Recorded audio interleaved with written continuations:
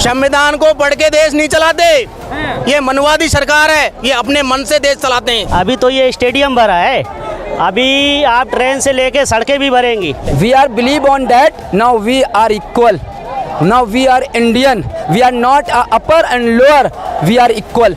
ये वो सरकार है, इसको हम सुसाइड करने पे भी मजबूर कर देंगे। हमारा समाज 100% जाग गिना गया तो समझे जोगी भाग गया। अगर सरकार को ये भीड़ की आवाज़ सुनाई नहीं दे रही है और वो बोरी गूंगी बनी हुई है, तो याद रखिए ये सरकार जब जब इलेक्शन आएंगे और अगर आपको वोट की चोट सुनाई देती है तो याद रखिएगा ये वो इस बार वोट की चोट देगी कि आप दोबारा से कभी समाज के अंदर नफरत फैला करके, भाई को भाई से लड़ा करके कभी भी आप राजनीति अपनी चला नहीं पाएंगे। क्या पुलिस प्रशासन आपकी नहीं सुन रहा?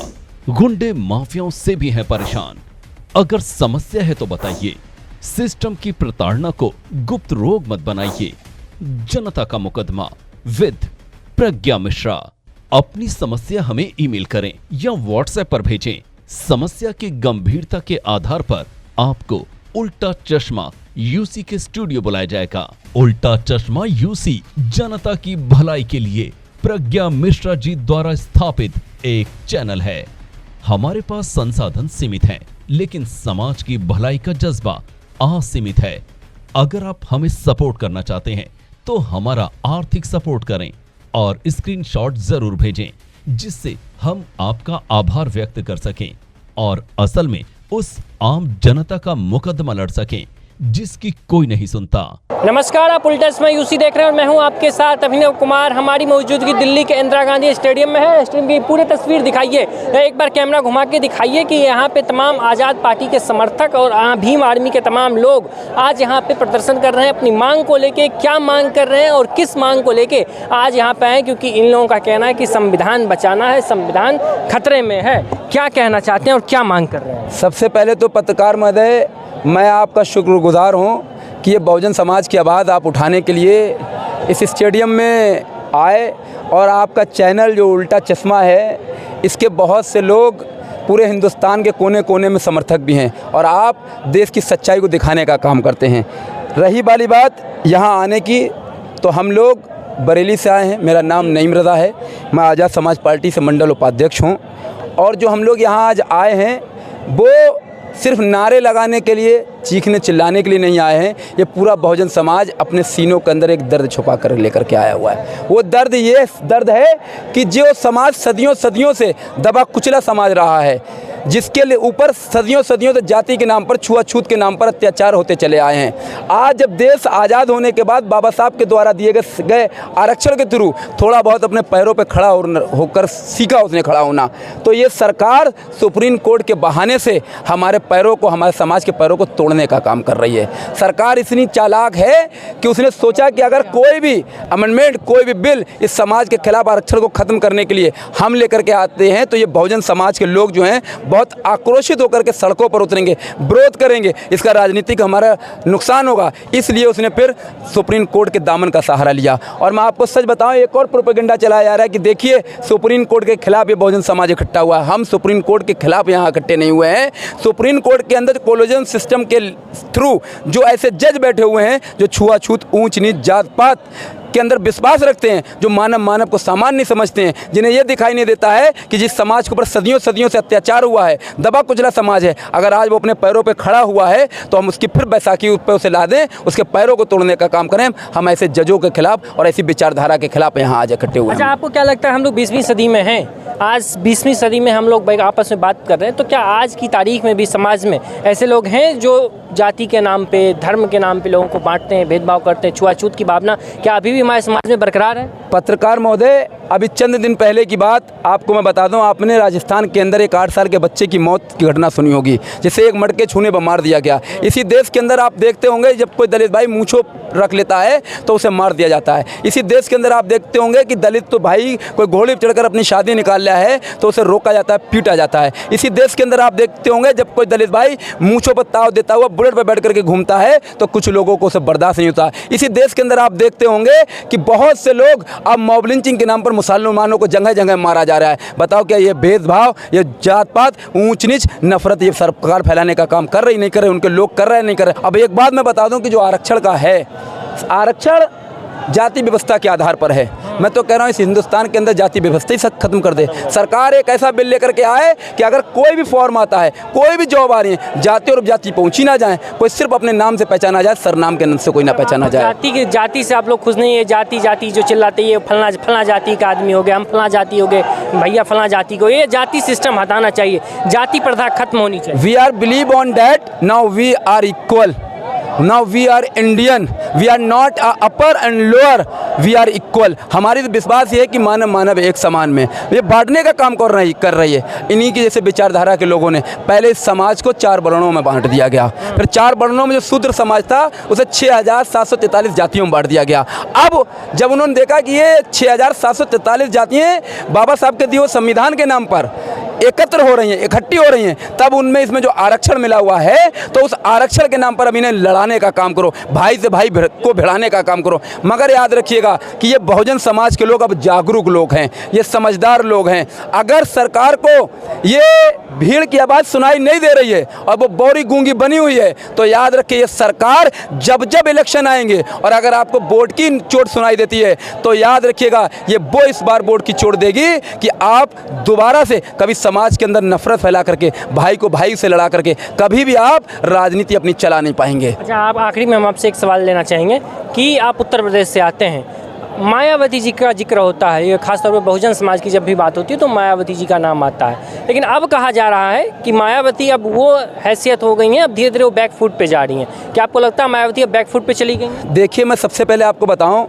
ये जो बहुजन समाज आया हुआ है, इसे समय समय पर तमाम महापुरुषों ने सींचा है और यहाँ तक लेकर के आया है। मैं देश की आज़ादी से पहले नहीं जाऊँगा जिन्होंने कुर्बानी दी, तमाम महापुरुषों जिन्होंने देश की आज़ादी से पहले कुर्बानी देके समाज को खड़ा करने का काम किया है। देश की आज़ादी के बाद से इस समाज को सींचने का काम भारत रत्न बाबा साहब भीमराव अम्बेडकर जी ने किया। उसके बाद इसी मिशन को आगे बढ़ा करके माननीय काशीराम जी ने किया। इसी मिशन को बहुत समय तक हमारी आदरणीय बहन कुंवारी मायावती जी ने किया। मगर याद रखिएगा, अब इस पूरे हिंदुस्तान के अंदर इस मिशन को घर घर पहुंचाने का काम और इस सर्व समाज के लिए लड़ने का काम हमारे भाई चंद्रशेखर आज़ाद जी कर रहे हैं। रही बात बहन जी की और चंद्रशेखर भाई की, मैं बहुजन समाज को बस एक ही आवाज़ देना चाहूँगा कि बहन जी का मिशन एक डूबती हुई नाव की तरह है। मिशन एक ही है, मगर एक जद्दोजहद, एक संघर्ष होता है। जब कोई गाड़ी पुरानी हो जाया करती है तो उसका फिर नई गाड़ी उसके लिए लेकर के आई जाती है। जब एक पेड़ पुराना होकर के सूखने लगता है तो लोग छाया के लिए नया पेड़ लगा रहे हैं। ये पेड़ वो पेड़ है जो पहले लगा था, जिसने बहुत समय तक लोगों को फल दिए, फ्रूट्स दिए, छाया दी, मगर अब वो पेड़ सूख चुका है। और चंद्रशेखर भाई एक ऐसा पेड़ है जिसकी ब्रांचेस पूरे हिंदुस्तान के हर शहर के अंदर, हर प्रदेश के अंदर, गाँव के अंदर पहुँच चुकी हैं। और आने वाले समय के अंदर जो लोग बहुजन समाज के इस पेड़ के नीचे खड़े होंगे, याद रखिए उन्हें छाया भी मिलने का काम होगा और फल और फ्रूट्स भी मिलने का काम होगा। के सारे लोग हैं और इस रैली में जो चंद्रशेखर भाई की एक कॉल है, उस रैली में आज हम यहाँ पे आए हैं। और ये जो दिल्ली के अंदर हुजूम देखने को मिल रहा है, अभी तो ये स्टेडियम भरा है, अभी आप ट्रेन से लेके सड़कें भी भरेंगी। और ये जो दलित विरोधी सरकार है, जो बहुजन समाज के विरोध में सरकार है, मनुवादी सरकार है, इस सरकार को हम उखाड़ फेंकने का कार्य करेंगे। ये सरकार वो काम कर रही है जो हिटलर ने अपनी तानाशाही में जर्मनी में किया था। पहले बीजेपी वाले ये कर रहे हैं, बीजेपी वाले यही कर रही है, जो मनुवादी सरकार है यही कर रही है, हिटलर शाही कर रही है। हिटलर ने क्या करा था, कानून लाया था, उसने पहले सारी शिक्षा व्यवस्था को छीना था, उनको आपस में लड़वाया था, धर्म के नाम पे बंटवाया था, एक दूसरे से लड़ाई झगड़े करवाए थे। उसके बाद में क्या हुआ, वहाँ पे रोजगारी इतनी फैल गई, लोग अपने आप भूखों मरने लगे। उसके बाद जब लोगों को समझ में आया तो हिटलर ने खुद सुसाइड की थी। ये वो सरकार है, इसको हम सुसाइड करने पे भी मजबूर कर देंगे। यहाँ पे ये दिल्ली जो है, ये अब हमारे लिए बहुजन समाज के लिए दूर नहीं है, ये हमारे लिए पास में है। हम ईंट से ईंट बजाने का काम करेंगे, चंद्रशेखर भाई के हाथों को मजबूत करेंगे।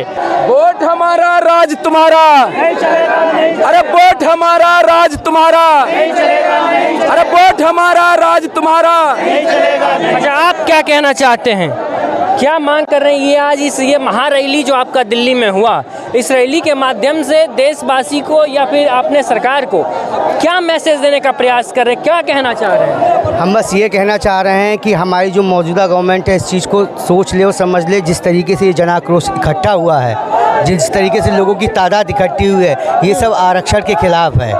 एक जो उनकी मनवादी सोच है उस सोच के खिलाफ है। लोगों को किस तरीके से परेशान किया जा रहा है, मॉब लिंचिंग की जा रही है, SC वालों को परेशान किया जा रहा है, मारा जा रहा है, पीटा जा रहा है। तो इन सब चीज़ों को कहने मतलब एक दरकिनार करके एक अच्छी तरीके से गवर्नमेंट चलाना चाहिए उन्हें, और वो इस तरीके से चला नहीं पा रहे हैं। आपको लगता है ये सरकार आरक्षण को समाप्त करने का प्रयास कर रही है? यस बिल्कुल करेक्ट। सर क्रिमिनल के हिसाब से आरक्षण खत्म करने का प्रयास करेगी। राहुल गांधी जी की तरफ से जो बार बार कहा जाए कि जाति का जनगणना होना चाहिए, उस हिसाब से आप लोग को अधिकार मिलना चाहिए, सही बात? बिल्कुल सही बात होना चाहिए, उस पर सब होना चाहिए। बिल्कुल ठीक।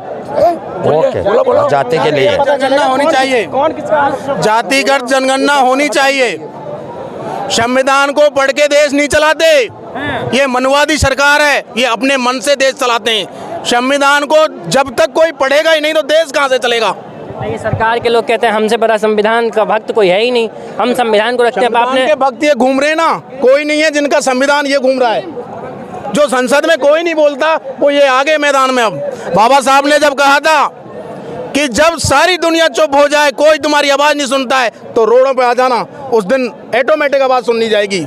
तो ये जो सरकार के लोग, जो प्रधानमंत्री मोदी जी जब शपथ लेने जाते हैं तो पहले संविधान के आगे माथा झुकाते हैं, ये फिर क्या ये वो लोग संविधान को... भाई ये जुमलेबाज है, ये 15 लाख वाला बंदा है, ये कुछ भी कर सकता है, ये देश के लिए वोट के लिए जो मर्जी कर सकता है।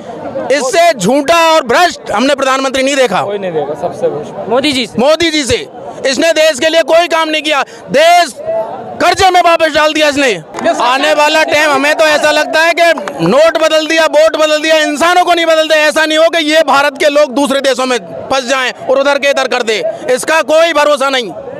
सरकार का अब कोई भरोसा नहीं रहा, आप लोग बहुत प्रताड़ित हो गए सरकार से। इतना प्रताड़ित के आने वाले बच्चों को भी ये कह जाएंगे बीजेपी को वोट मत देना, काम भी नहीं लगाएंगे, आपका काम बंद कर देंगे। अगर आप उधर जाओगे तो हम आपका काम... आपको ऐसा कहा गया कि आप रैली में जाओगे तो आपका काम बंद कर... हाँ, कई एक जगह हाँ। दबाव दिया जाता है, भाई क्या किस लिए जाएगा, क्यों जाएगा, क्या करेगा, काम पे से हटा देंगे हैं तुम्हें। मजदूर लोग हमारे बच्चों को, आज हमारे बच्चा अपने पीछे अपना जाति सूचक नाम नहीं लिख सकता। अगर वो अपना सरनेम लगाएगा तो उसको प्रताड़ित किया जाएगा। तो ये अभी आप इंदिरा गांधी स्टेडियम से ये आप तमाम ये भीम आर्मी के जो समर्थक हैं, जो आज़ाद पार्टी के समर्थक हैं, उन लोगों की बात सुन रहे थे। आज यहाँ चंद्रशेखर रावण के नेतृत्व में एक बड़ा आंदोलन, महारैली का जिक्र किया गया था, और इस आंदोलन की ये महारैली की ये तस्वीर भी आपके स्क्रीन पे दिख रही होगी। अब आप लोग क्या सोचते हैं, क्योंकि तमाम तरीके की बात हुई, कह रहे हैं कि हमारे समाज को आज भी दबाया जा रहा है, आज भी बांटा जा रहा है। इस पूरे रैली पे और इस पूरे बातचीत पे आपकी क्या प्रतिक्रिया है, आप कमेंट में जरूर बताइएगा, आपके कमेंट का इंतजार रहेगा। तो फिलहाल के लिए इतना ही, बाकी की तमाम होते थे उल्टा इसमें यूशी। धन्यवाद। क्या पुलिस प्रशासन आपकी नहीं सुन रहा? गुंडे माफियाओं से भी है परेशान। अगर समस्या है तो बताइए, सिस्टम की प्रताड़ना को गुप्त रोग मत बनाइए। जनता का मुकदमा विद प्रज्ञा मिश्रा। अपनी समस्या हमें ईमेल करें या व्हाट्सएप पर भेजें। समस्या की गंभीरता के आधार पर आपको उल्टा चश्मा यूसी के स्टूडियो बुलाया जाएगा। उल्टा चश्मा यूसी जनता की भलाई के लिए प्रज्ञा मिश्रा जी द्वारा स्थापित एक चैनल है। हमारे पास संसाधन सीमित हैं, लेकिन समाज की भलाई का जज्बा असीमित है। अगर आप हमें सपोर्ट करना चाहते हैं तो हमारा आर्थिक सपोर्ट करें और स्क्रीनशॉट जरूर भेजें, जिससे हम आपका आभार व्यक्त कर सकें और असल में उस आम जनता का मुकदमा लड़ सकें जिसकी कोई नहीं सुनता।